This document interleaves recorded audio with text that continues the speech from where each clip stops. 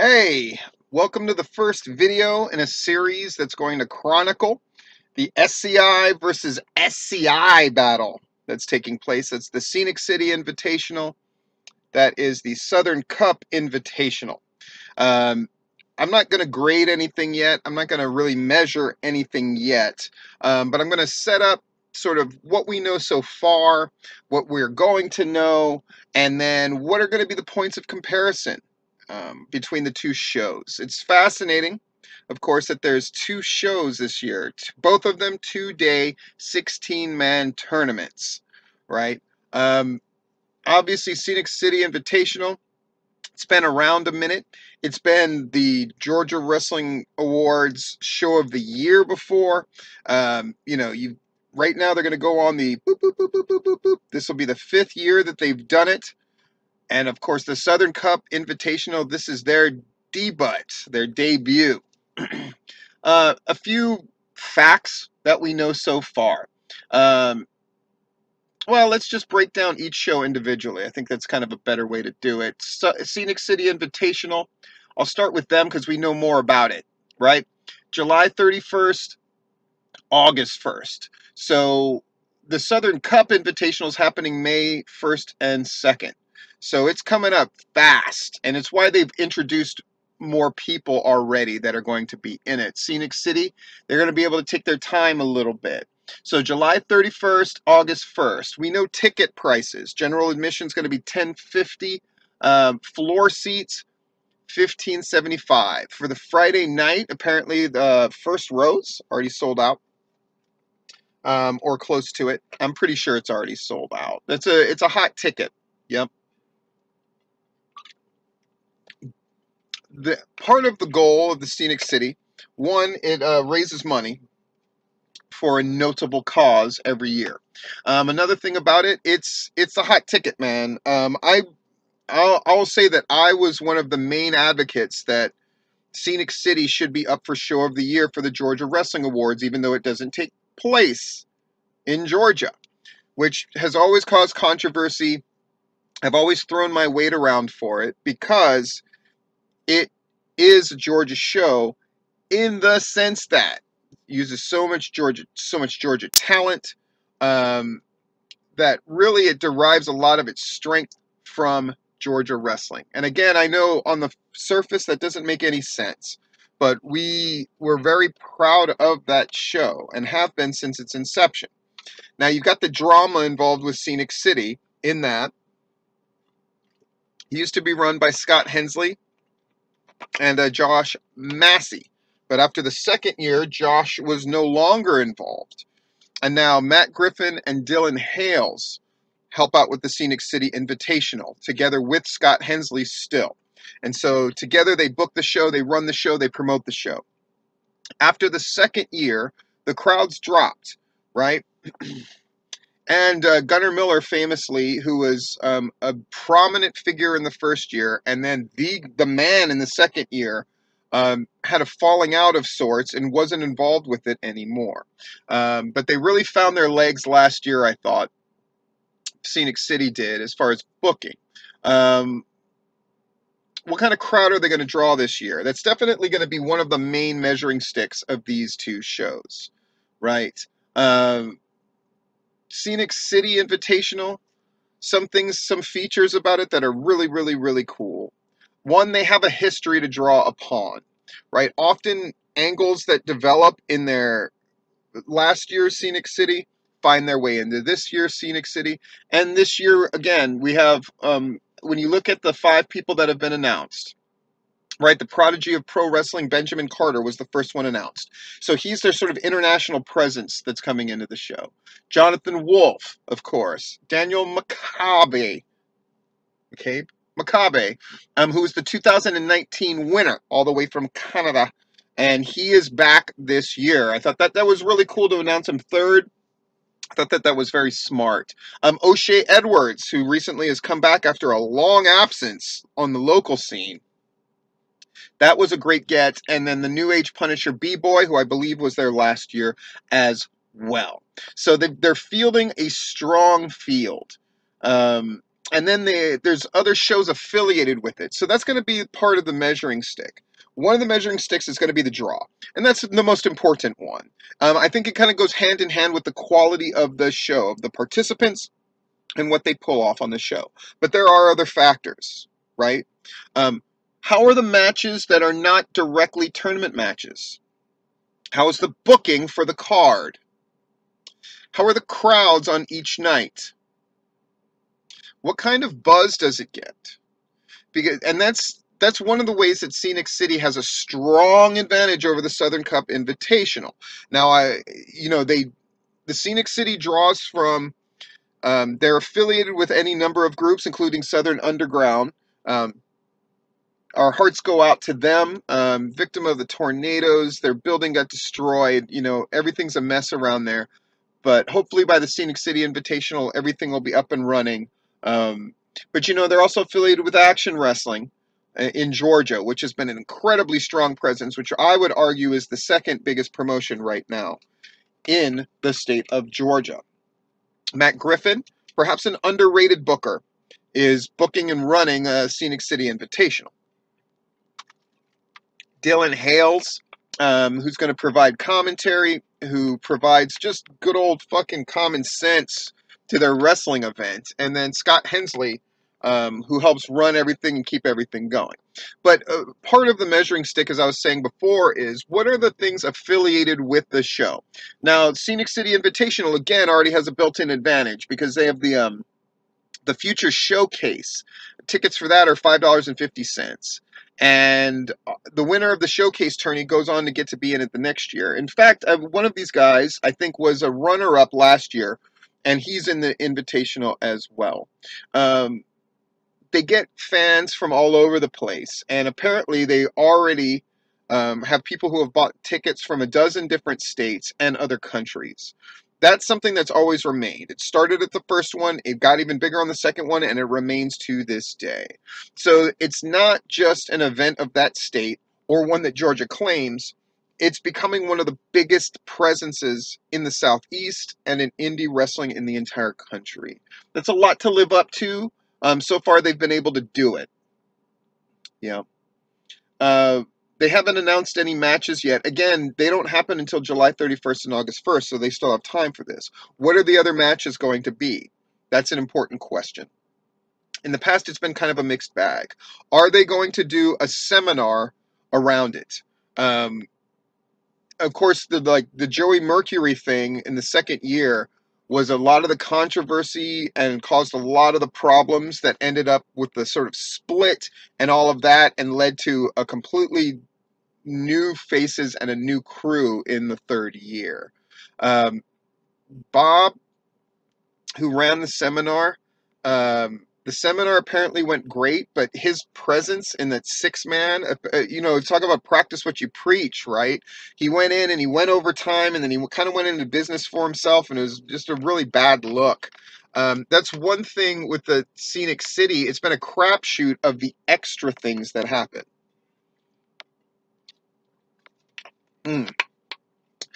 We will have to see. Well, that's the Scenic City. No doubt there'll be more announcements. You've only got 5 names announced out of the 16 that they're going to have, and we haven't heard about the matches that they're going to have either. Last year, there were things that worked, definitely. Say what you want, but Scott Hensley, Dylan Hales, Matt Griffin have an eye for the indie talent that their fans want to see and that the people visiting want to see. Right? They got Marco's Stunt when Marco's Stunt was the hottest thing going, mostly because of the controversy with Gunnar Miller and what he said. And why in the fuck did they not get Gunnar Miller to make an appearance at last year's show is fucking beyond me. And people can argue with me all day, but not pulling that off and then doing the thing with Billy Buck and Matt Griffin that absolutely did not fucking work were 2 huge botches. I hope that Scenic City takes advantage of the fact that they do have the eye of wrestling on them, and I hope they take advantage of that. Of course, their mission is to get the guys looks and to get the guys jobs in other promotions and all that kind of stuff. And there's no doubt that there's going to be representatives and promoters from other promotions and other parts keeping their eye on the show or even attending the show. It's a great showcase for the guys. No doubt about it. Let's talk about the Southern Cup Invitational, May 1st and 2nd. So it's coming up. It's faster than you think. And you're like, Steve, what the fuck are you talking about? Fools. It's March. We're going into the second week of March. Go through March, go through April, bam, show. 2 months. And Gary Lamb, the promoter, has a shit ton on his plate. He's got a bunch of events coming up. Southern Honor, obviously, they have a show this Friday, and then they'll have it the first Friday. They got a shit ton going on. They got the Booker of the Year helping do this thing, and then they got Josh Massey involved as well. Little intrigue there, and it's interesting. Are they blasphemers by calling this thing, basically the initials are SCI? It's obviously a shot across the bow at Scenic City, right? So it's going to be interesting. Their advantages. They've got the Southern Honor fan base, which is the largest crowd on the regular in the state of Georgia, right? And what are their goals? It's probably not hard to guess. If they're drawing 400 to 500 a show for Southern Honor, their goals have to be in the 750 range for each night. If they pull that off, it's hard to imagine Scenic City being able to match that. In fact, Scenic City would be hard-pressed to even hit half of those crowds. But we will see what we will see. One thing that I thought was I don't know, this is a troubling thing about Southern Cup Invitational. They've said, I saw in more than one place when they were making announcements about who's going to be on the show, that tickets were going to go on sale on February 25th, but I couldn't find any fucking tickets to buy. Not even on GeorgiaPremierWrestling.com. So I couldn't find that. It's never a good idea to make announcements that you don't live up to. Here's the names that are announced. The first one out of the box was Joe Black. For Scenic City, I wasn't sure why they announced the names in the order that they did 100%. I really liked that their last year's winner was announced third, but beyond that, I'm not so sure that the announcements in the order that they're announcing them show an indication that there is a plan on the announcements, unless they drop some major bombs near the end. Perhaps that's the plan. That's certainly what Matt Griffin has been sort of implying and bragging about. But again, that's a promise that is made, an implication of a promise, and we'll see if it delivers. Southern Cup Invitational, every announcement seems like it was very thought out. It gave me a good feeling of, it shows signs of organization and thinking and planning. Joe Black, he's the hottest thing going in the state of Georgia right now. And so he's a natural one to get first. Tank, I thought was a bit of a slap to the face of Scenic City, part of the tea and part of the drama, right? Tank, who, you know, even has a Scenic City affiliated show named after him. There he is at the Southern Cup Invitational when he had his retirement match at Scenic City one of the years. But there he is. Then we got Kyle Matthews and David Ali, who are in the midst of they're having their rubber match tomorrow night in their feud, but they're both announced. And David Ali, the most improved. Kyle Matthews has been Technical Wrestler of the Year, I think 8 times, and he's been Wrestler of the Year twice. Huge deal. Slim J has been Technical Wrestler and a guy who's perennially been at the top, and he's there at number 5. Chris Bay, a big get, sort of more of an indie darling kind of name. Gunnar Miller, of course, entered, and that's a big deal because he is a guy who was there at the inception. They call him Mr. Scenic City, for crying out loud. And then Vari Morales, who made a big impression at Southern Honor, another guy who you could count as kind of an indie darling. You get the feeling, too, at the Southern Cup Invitational that they're setting up for some kind of bomb drop kind of announcement. Is Scenic City Invitational going to have a similar thing? I don't get that impression, but perhaps they'll surprise me. But I do get the feeling for Southern Honor that there's going to be some kind of bomb dropped as far as the way some kind of huge announcement that's going to tie in and further hook and drag people and elevate the name of Southern Honor. Southern Honor has done a good job throughout this year of not resting on their laurels, but it appears that they're getting bigger and bigger and stronger and stronger. And now the choice of Dylan as Booker of the Year by the voters of the Georgia Wrestling History Award looks even smarter because he's shown no signs of stopping, and combined with Josh Massey either helping him book or advising him, all these announcements seem very strong to me.